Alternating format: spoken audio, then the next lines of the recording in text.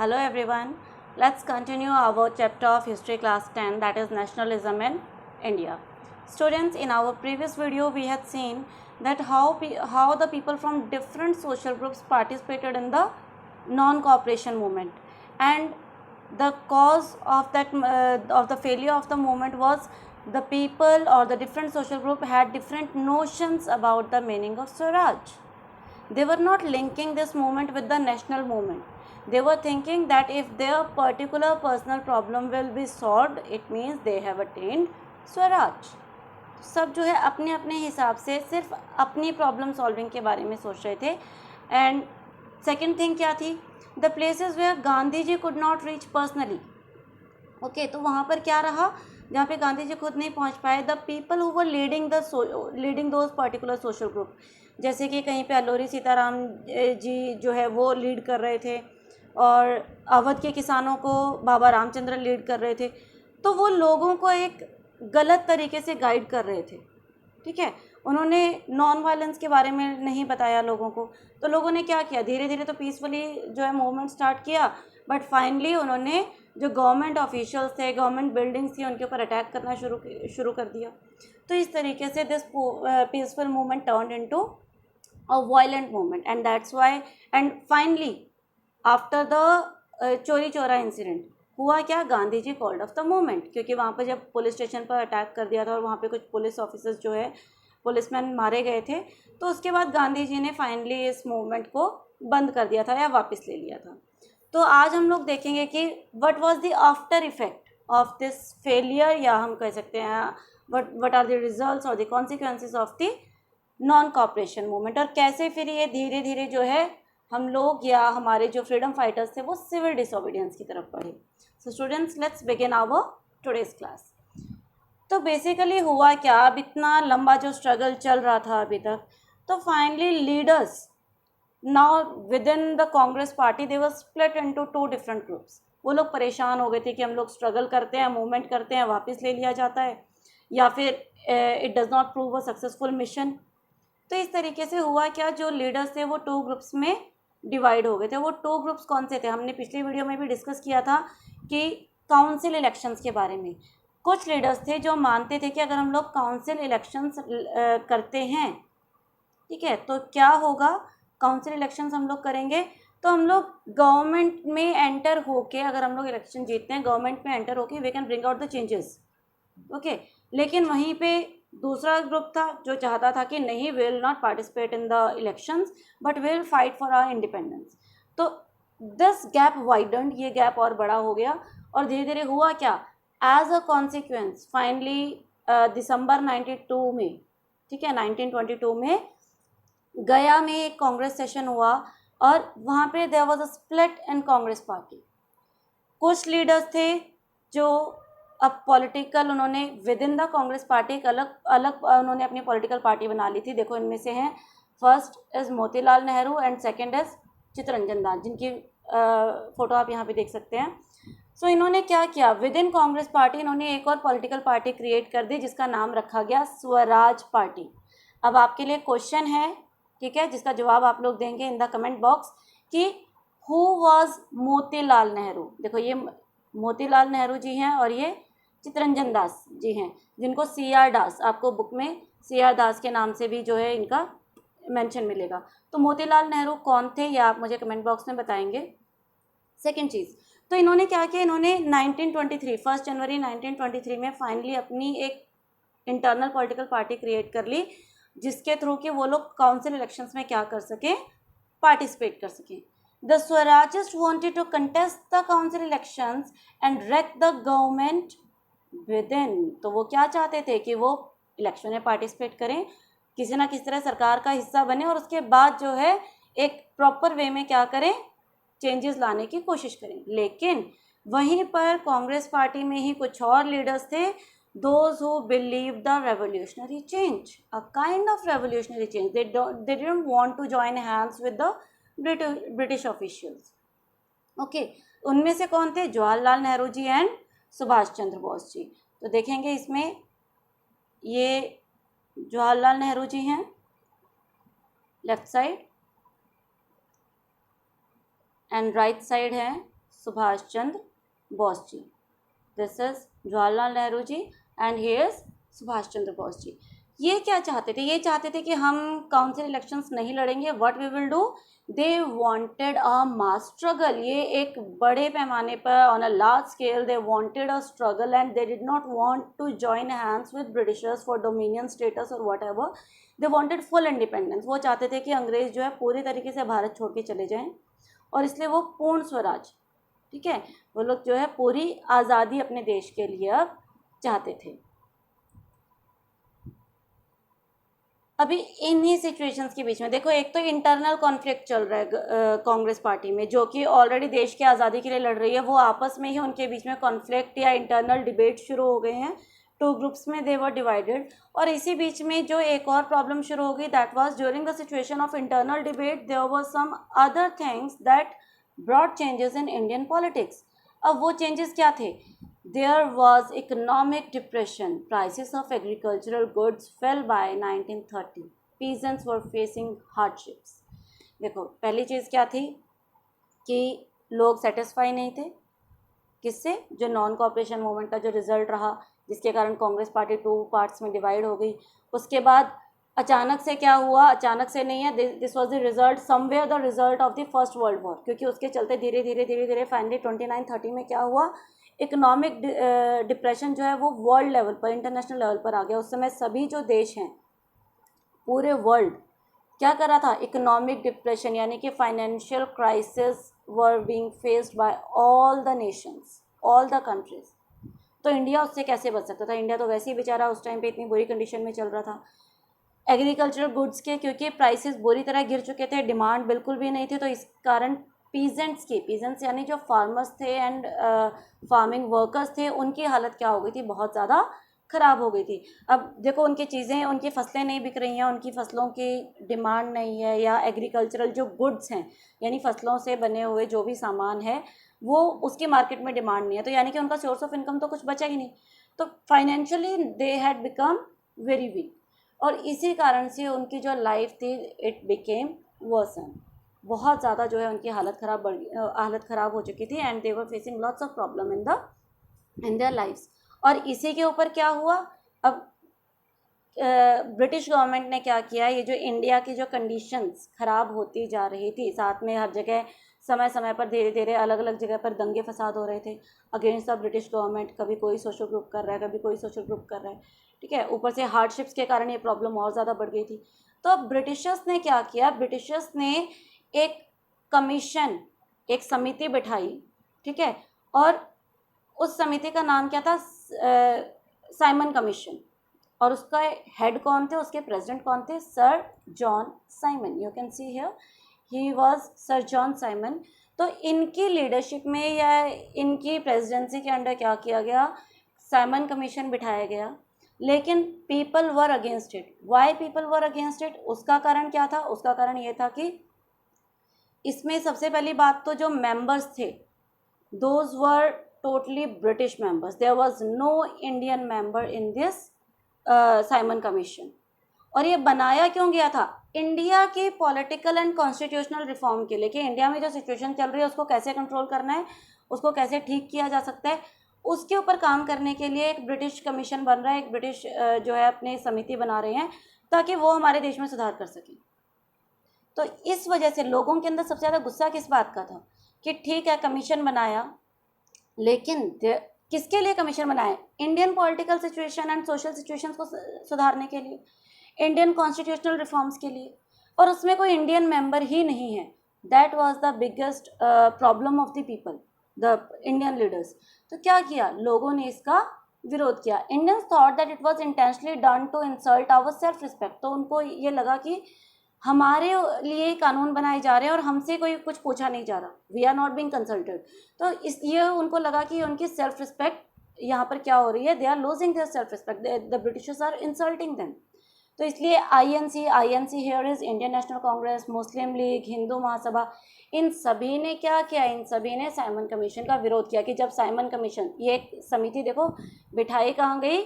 वहाँ पर इंग्लैंड में जो है, ब्रिटेन में ये तैयार की गई. और जब साइमन कमीशन भारत आया, यानी जब सर जॉन साइमन भारत आए प्लस जो बाकी मेंबर्स थे, when they used to enter India, तो जहाँ जहाँ भी दे यूज्ड टू विजिट वहाँ पर इनका क्या किया गया, विरोध किया गया। इसलिए लिखा गया है at every stage and in every form. तो इसका गठन कहाँ हुआ था, ये बनाई कहाँ गई थी, इंग्लैंड में तैयार की गई, लेकिन जब ये भारत पहुँचे इन 1928, तो जहाँ भी दे एंटर्ड, जहाँ भी they visited, they used to face the boycott of the people. Now how they were treated, the commission was welcomed with hartals. देखो क्या हो गया, इसके विरोध में हड़ताल्स की गई across the nation and it was greeted with Simon go back slogan. लोगों ने जो है नारे लगाने शुरू कर दिए कि साइमन वापस जाओ, Simon go back.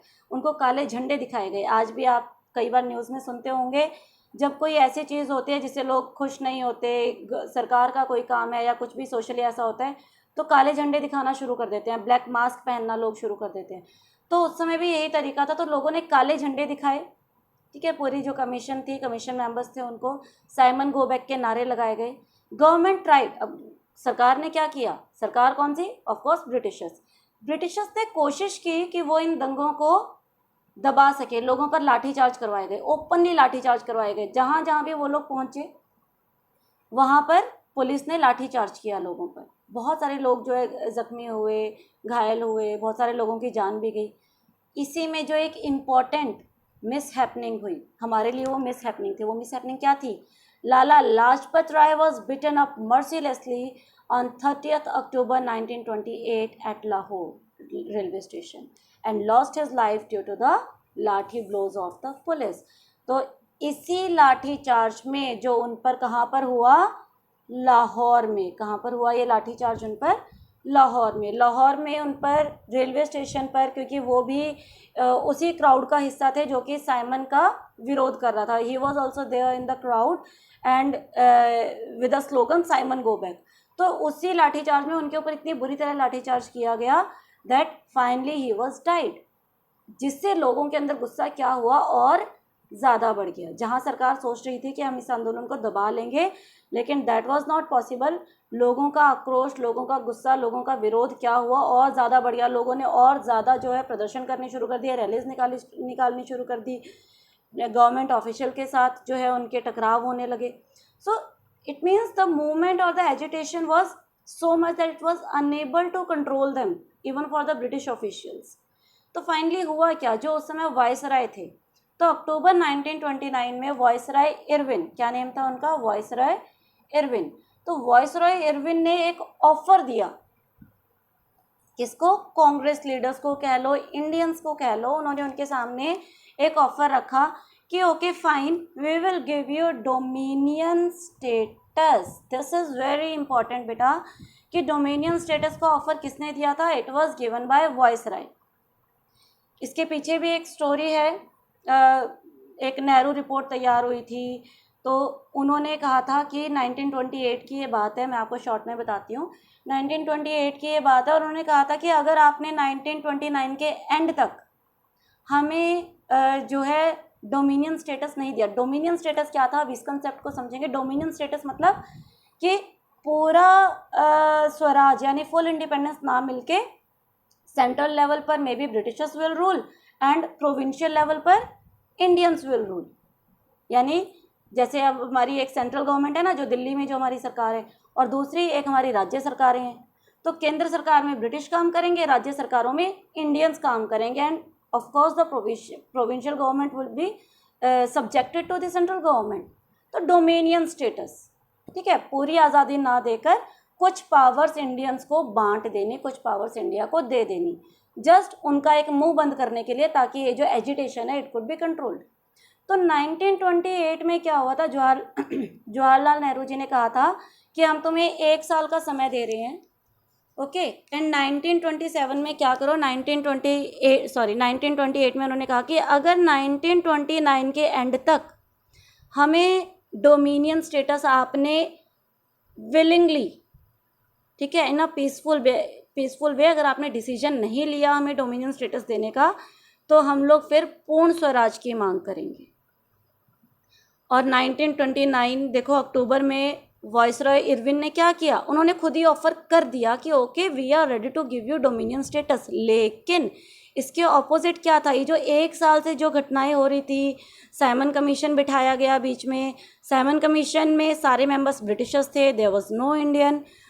Second thing, Lala Lajpat Rai ji की डेथ हो चुकी थी, तो एजिटेशन इतना बढ़ चुका था कि Indians plus mainly Congress leaders, उनका मूड जो है अब चेंज हो चुका था। Now they did not want the dominion status.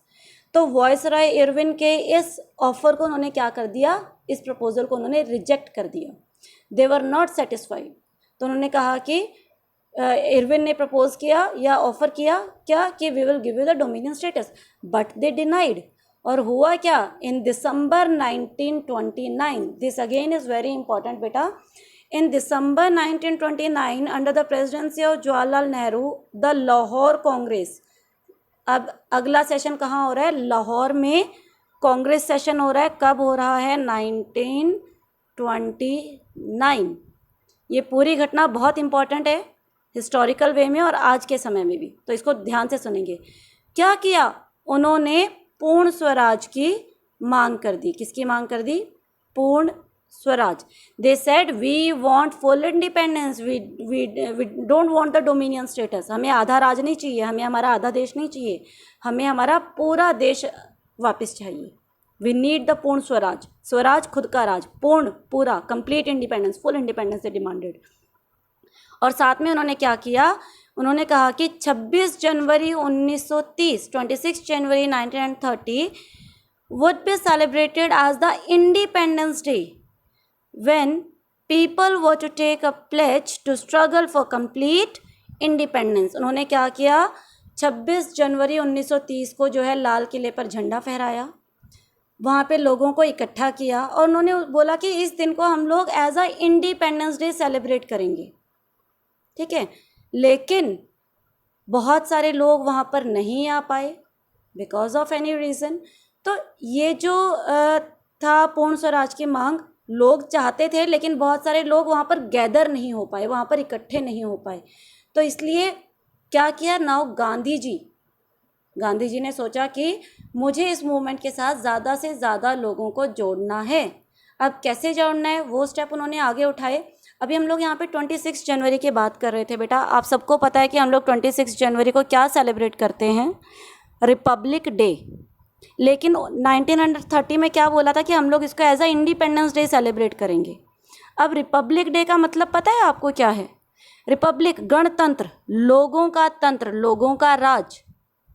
तो इस दिन क्योंकि सभी लोग इकट्ठे हुए थे, कहाँ पर, लाल किले पर, क्या किया था, भारत का झंडा फहराया था और क्या किया था, पूर्ण स्वराज की मांग की थी। तो देखो एक बहुत बड़ी बात थी कि पहली बार पूर्ण स्वराज के बारे में बात की गई थी। अभी तक बोल रहे थे कि ठीक है हमें आधा राज दे दो, हमें आधा भारत दे दो, ठीक है हम लोग तुम्हारे अंडर काम करेंगे, तुम्हारे अंडर राज करेंगे। लेकिन पहली बार इतनी बड़ी बात की गई थी कि तुम हमारा देश छोड़कर जाओ, हमें तो अपना पूरा देश आज़ाद चाहिए। तो this date was very precious. लेकिन हमें आज़ादी मिली कब, इट वॉज इन अगस्त 15। लेकिन 30 में इंडिपेंडेंस डे किसको डिक्लेयर किया था, 26 जनवरी को। पर आज़ादी कब मिली, 15 अगस्त को। तो आज़ादी दिवस यानी इंडिपेंडेंस डे तो जिस दिन इंडिपेंडेंस मिली तभी बनाएंगे ना। तो अब इस दिन का क्या, तो आपको याद होगा कि हमारा, आपने 9th क्लास में भी पढ़ा है पूरा डिटेल में, हमारा जो कॉन्स्टिट्यूशन है दैट वाज इम्प्लीमेंटेड ऑन 26 जनवरी 1930। हमारे पहले राष्ट्रपति जी का जो चयन था वो इस दिन हुआ, हमारा जो संविधान था वो इस दिन लागू किया गया। देखो संविधान बन के तैयार हमारा नवंबर दिसंबर में हो गया था बेटा, ओके 1949 में हमारा संविधान बनकर तैयार हो गया था। लेकिन उसको लागू कब किया गया, उसको लागू करने की डेट रखी गई 26 जनवरी 1930। क्यों, because of the importance of this day, क्योंकि इसी दिन हमने पूर्ण स्वराज की मांग की थी। इसीलिए इस दिन हमारा जो है, हम इस डेट को कैसे भूल सकते हैं, ये डेट हमारे लिए इतनी इम्पॉर्टेंट थी। तो इसलिए इस डेट की इम्पॉर्टेंस को देखते हुए संविधान जो, या जो हमारा कॉन्स्टिट्यूशन है वो जो है इसी दिन लागू करने का फैसला लिया गया, डिसीजन लिया गया। And finally our constitution was implemented on 26 January 1950। 1950 हमारा संविधान कब लागू हुआ था? 1950 में। और डेट कौन सी थी? 26 जनवरी। और इसी कारण हम इस दिन को एज अ रिपब्लिक डे, लोगों का दिन, हमारी सरकार, हमारा राज, तो क्योंकि कॉन्स्टिट्यूशन है तभी हमारा राज है। कॉन्स्टिट्यूशन ख़त्म तो कोई भी डिक्टेटर बन के खड़ा हो जाएगा। तो इसीलिए जो है इस दिन की बहुत ज़्यादा इम्पोर्टेंस है हम सबके लाइफ में। और आपको पता होना चाहिए, ये बातें बहुत ज़रूरी हैं कि हमें अपने देश का इतिहास, अपने देश की हिस्ट्री, स्पेशली ऐसी बातें हमें पता हों। So students, here our today's topic is finished. I hope that each and everything is clear to you all, especially 26 जनवरी की importance आप लोगों को पता चल गई होगी. And we'll continue that how Gandhi ji joined people with this movement, और कैसे अब सिविल डिसोबीडियंस मूवमेंट स्टार्ट हुआ वो हम लोग अपने नेक्स्ट वीडियो में करेंगे. Till then all of you take care, have a good day, keep smiling, stay safe at your home. Okay बेटा.